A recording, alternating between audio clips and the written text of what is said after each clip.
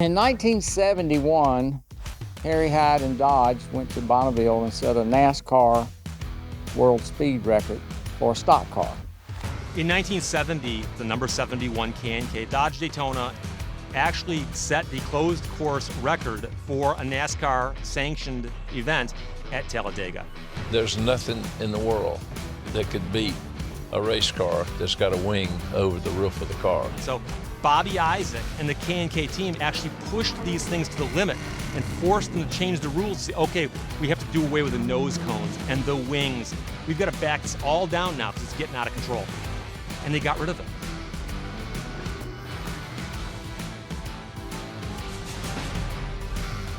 When the car got put out to pasture in 1971, Nord Krauskopf, that owned the team, feels, hey, this is a crying shame. We've got the fastest car on earth and we can't drive it anymore. And then they realized, oh wait, we can drive it.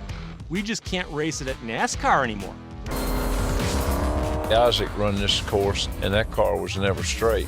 It was in a yaw position all the way through.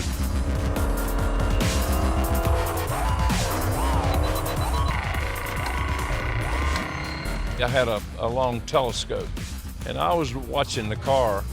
I hollered at Harry. I said, Harry, this car has left the ground. The mirage of the salt had made it look like the car had taken off into the air. It looked like a big fireball going across the sky. And that's what it was. It was a badass meteor. Then in 2007, we were contacted by Dodge and a gentleman by the name of Russ Wicks that wanted to go reset the record or try and break the record in 2007. My company at the time, Arrington Manufacturing, here in Martinsville, built the engine for that effort.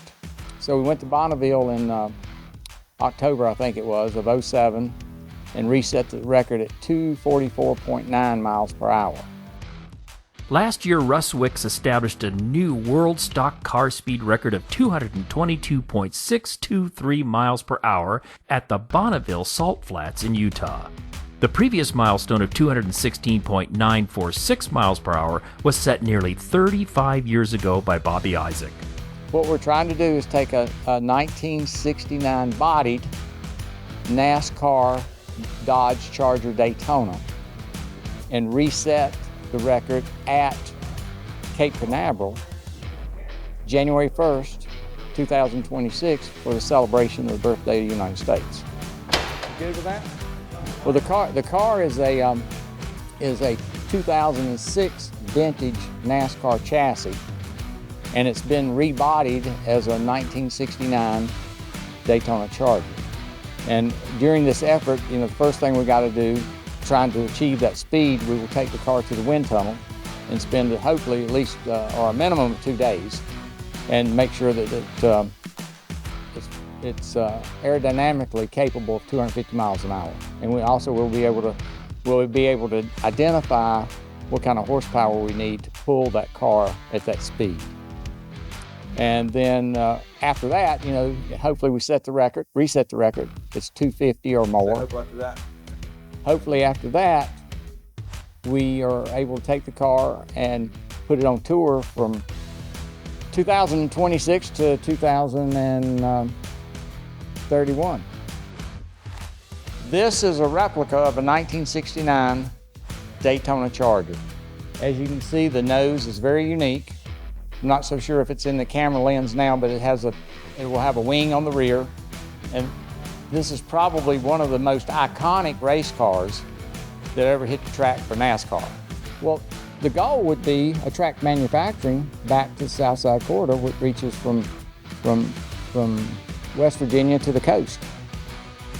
The celebration, hopefully we are one of the first, January 1st of 2026, to kick off the celebration of the 250 for the country's birthday. Plus, we will be able to use this for years as a display, touring attraction.